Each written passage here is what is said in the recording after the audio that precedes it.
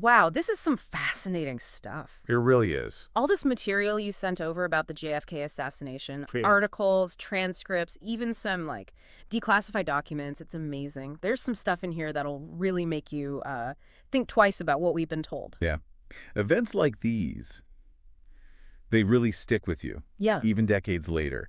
It makes you wonder, are we really getting the whole story? Exactly. And what's really got me hooked is that we're not just looking at the assassination itself, right? Sure.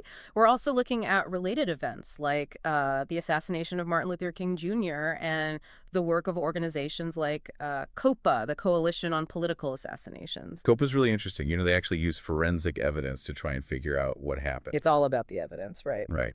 So for those who haven't gone down this rabbit hole yet, let's rewind back to 1963, Dallas, Texas. President Kennedy's in a motorcade. Shots ring out. And, well, the nation mourns. The official story, the one everyone knows from the Warren Commission, is that Lee Harvey Oswald acted alone. But we all know that's been debated for years, right? Yeah, for years. Yeah. And one of the most debated parts of the Warren Commission report is the single bullet theory. Oh, yeah, that theory. Yeah, the one that says a single bullet caused all the wounds to both President Kennedy and Governor Connolly. Okay. So we've all heard of the single bullet theory, but here's something that most people don't know. We actually have a memo from 1964 written by John J. McCloy. Who is that? He was actually on the Warren Commission, and in this memo, he says he has some serious doubts about the theory. He even says that the report didn't include all the evidence that contradicted the single bullet theory. So we have one of their own investigators raising a red flag about their own findings. What do you make of that?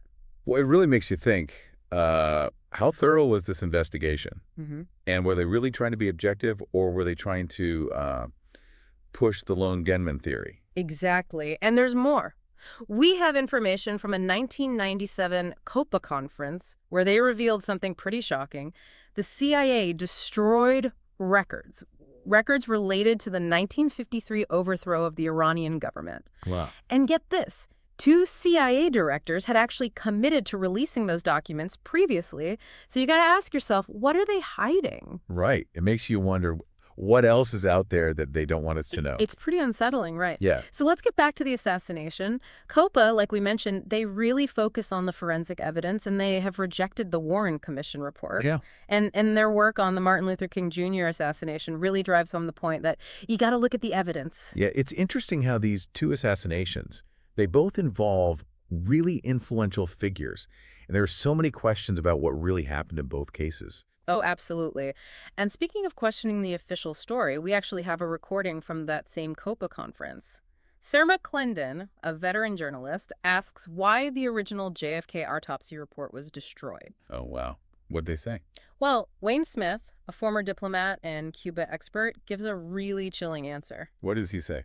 He basically suggests that the report contradicted the single bullet theory. He points out discrepancies between what was observed initially and what they later claimed about the bullet's trajectory. So you're saying maybe there was another shooter? Maybe. It's not just that key evidence is missing. Someone might have destroyed it to cover up the inconsistencies in this story. It makes you think, right? What else is out there that we haven't seen? Totally. And now let's go down the rabbit hole of the MLK assassination. James Earl Ray, the man convicted of killing Dr. King, always said he was part of a larger conspiracy. He even mentioned this mysterious Raoul character. Raoul? Yeah, Raoul. It's like, who is this guy? What was his role? It's just another piece of the puzzle. I see. And then there's the whole rifle thing. They say Ray used this rifle, but it was never actually proven to be the murder weapon. Really? Yeah. And there were even reports that Ray's defense team wanted more tests done on the bullet and the rifle because they didn't trust the initial findings. Mm-hmm. And get this, we have these declassified CIA documents that reveal they were spying on Dr. King extensively. They even had an informant in his inner circle. And this informant's report said that King was connected to communist China. Whoa, that's heavy. I mean, they were really going after him. It really makes you think about the lengths they were willing to go to discredit him, right? Yeah. And to make matters worse, this same informant also targeted Robert F. Kennedy with similar accusations. Wow. So it wasn't just King. Nope. And while all this is happening, James Earl Ray's health is declining rapidly.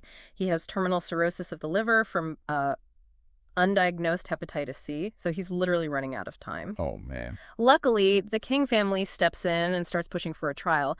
They want to uncover the truth about what happened to their father. Good for them. Yeah. It's amazing they had the strength to fight for that. I know. And get this, Dr. Pepper, who was a key figure in Ray's defense, he claimed that the rifle they said Ray used, it was a throwdown gun. Like, it was planted there to frame him. Oh, wow. He even said he knew where the real weapon was and the names of the people who hid it. That's incredible. So the whole case might have been based on a lie. It's possible. And on top of all of that, there were concerns about, like, media manipulation surrounding the case. There was actually a TV program that aired right when Ray was trying to get a trial, and it seemed like it was made to discredit the idea that the military was involved. Wow. So they were trying to control the narrative from all sides. It seems that way, right? And then we have Dr. Pepper. He made some really powerful statements about, the nature of power. He was drawing parallels between the assassinations of King and other historical figures, arguing that America, despite its ideals, isn't immune to the corrupting influence of power. And he's right. It's a scary thought, but it's true. Yeah, it's a wake-up call. We can't be complacent. We need to keep asking questions, keep digging, demand transparency. And speaking of digging for the truth, let's talk about the Zapruder film. This home movie that captured the JFK assassination, it's been at the center of so many debates. Oh, yeah. I mean, have you ever really taken a close look at it? Yeah, it's a fascinating piece of evidence, but it's also super complex and open to interpretation. Exactly. And one of the most hotly debated things is the jet effect theory. The idea that the force of the bullet exiting JFK's skull propelled his head backward. Right. But some researchers, when they look closely at the film, they think there might have been multiple shots, Yeah. including one from the front. On the front. Yeah, which would completely blow the whole lone gunman theory out of the water. Wow. And here's where it gets really interesting. Some people, when they look at the film frame by frame, and then you factor in the forensic evidence, the witness testimonies, they start to think that the film itself might have been tampered with. You mean the film we've all seen, the one that's been analyzed for decades? Oh. It might not be the original. Exactly. So if that's true, then what does that mean for the whole investigation, right? Yeah, that's crazy. But speaking of controlling information, did you know there was actually a commission dedicated to studying government secrecy? Really? It was called the Moynihan Commission, and they found some pretty disturbing stuff. Like what? Well, they found that the government was classifying way too much information. And there was no accountability when it came to deciding what should be kept secret. And, get this, they were still using justifications from the Cold War to keep things hidden. Wow. So basically they found that the government was holding on to secrets even when there was no good reason to. It's like they just want to keep things hidden, even if it's not in the public interest, right? Right. And it makes you wonder if that same culture of secrecy was at play in these assassination investigations. Wouldn't surprise me. Let's shift gears now and talk about the House Select Committee on Assassinations, the HSCA. They were formed in the 70s to reinvestigate the JFK and MLK assassinations. Okay. And there are some questions about their chief counsel, G. Robert Blumby. Some researchers who worked on the committee have doubts about his motives, like, was he really trying to find the truth, or was he trying to protect the official story? Interesting. And to make things even more suspicious, he made all the consultants and staff sign secrecy agreements. Seriously. Yeah, which basically silenced them even after the committee was done. Those secrecy agreements are really unusual, especially for this type of investigation. It almost feels like a cover-up, like they didn't want anyone talking about what they found. Exactly. And under Blakey's leadership, get this, the HSCA actually shifted their focus away from looking into potential conspiracies. What? Yeah, they doubled down on the lone gunman theory. It's pretty bizarre considering all the evidence we've discussed that points to something bigger going on. Yeah, it's like they were trying to sweep everything under the rug. It's hard to ignore that possibility, right? And to make things even worse, some people say the HSCA didn't handle witnesses and evidence very well. They sidelined some key researchers and ignored leads about possible CIA involvement. It sounds like there was a real effort to suppress certain information and control the story they were telling. It's a pattern we see over and over, unfortunately. Oh, and while we're talking about narratives, there's a book called Eyewitness to History. Okay. It's by H.L. Brennan. He was a Secret Service agent who was there when JFK was assassinated. I see. A lot of researchers and historians don't buy his story. They say it has a lot of inconsistencies, and it just reinforces the official story. And as we've seen, the official story has a lot of holes. It does. It makes you wonder if we'll ever really know what happened. It's like trying to put together a puzzle, but someone's hidden half the pieces and then given us some extra pieces that don't even belong. You got that right. It's a real challenge. It is. It's like we're detectives trying to piece together something that's been intentionally broken apart and obscured. We have to look for those connections, those little things that don't add up, and be open to the idea that, well, what we've been told might not be the whole story. Knowledge is power. Probably. And we have a responsibility to be informed and to think critically about these events that have shaped our history.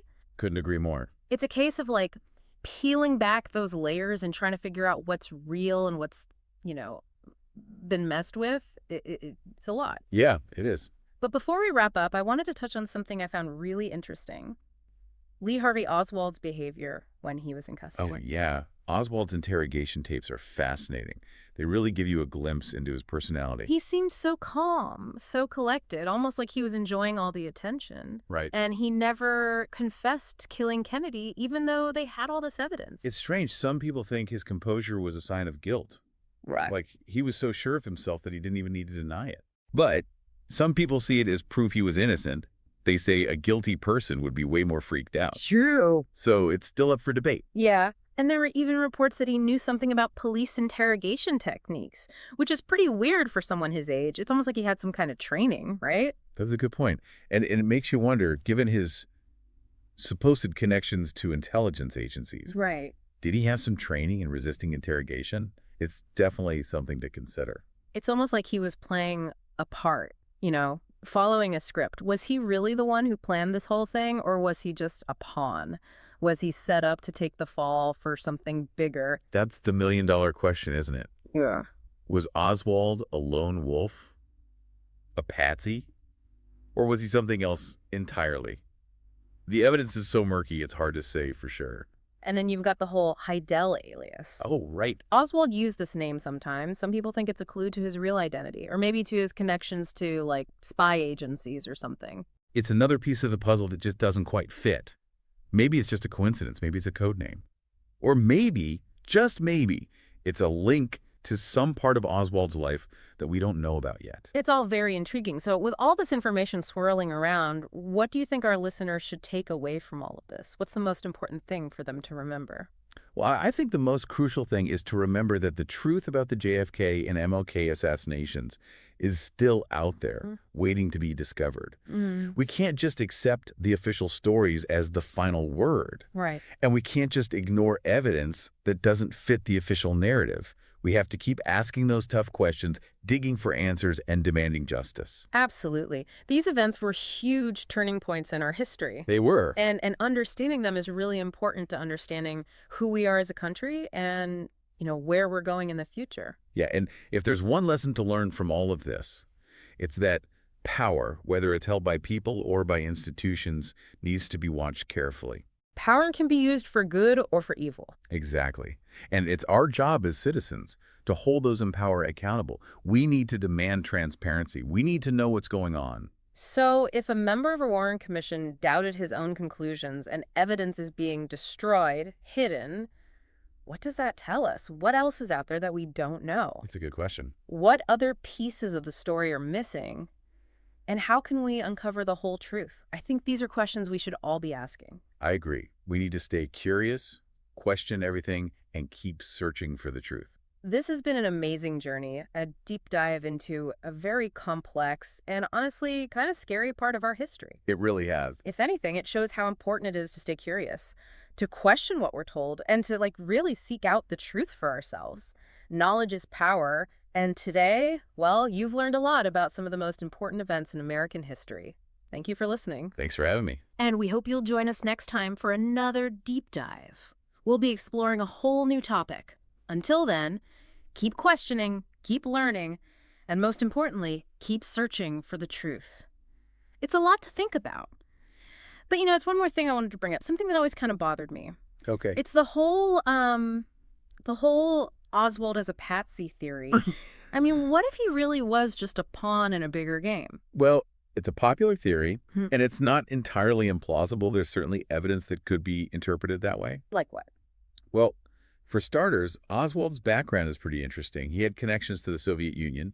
He lived there for a while, even tried to defect. Oh, yeah, I remember reading about that. And then you have his alleged involvement with pro-Castro groups. There are even some who believe he was a double agent, working for both the Soviets and the Americans. It's like something out of a spy novel. It really is. Yeah. And then you have his time in Mexico City just a few weeks before the assassination. He was meeting with Soviet and Cuban officials. The details of those meetings are still shrouded in mystery, but it definitely raises some eyebrows. It's all very cloak and dagger. It is. And when you put all those pieces together, it's not hard to see why some people think he might have been manipulated or even coerced into playing a role in the assassination. I can see that. Maybe he was deliberately fed misinformation. Maybe he was led to believe he was part of something bigger, something patriotic. Or maybe he was just in the wrong place at the wrong time. That's always a possibility, too. We may never know for sure what Oswald's true intentions were or what forces might have been influencing him, but it's crucial to consider all the possibilities, all the angles. It's like the more we learn, the less we actually know. It often feels that way with cases like this. But the pursuit of truth is always worthwhile, even if it leads us down unexpected paths. Well said. And on that note, I think we've covered a lot of ground today. We have. It's been a fascinating conversation. It really has. And I think it's safe to say that the mysteries surrounding the JFK and MLK assassinations are far from solved. Definitely. There's still so much we don't know. But I think the most important thing for our listeners to take away from this is to stay curious. Keep asking questions. Keep digging. And don't just accept what you're told. Exactly. Think critically. Examine the evidence for yourself. And never stop searching for the truth. Well said. Thank you for joining us on this deep dive. It's been an incredible journey. My pleasure. Thanks for having me. And we hope you'll join us next time as we explore another piece of history. Until then, stay curious and keep searching.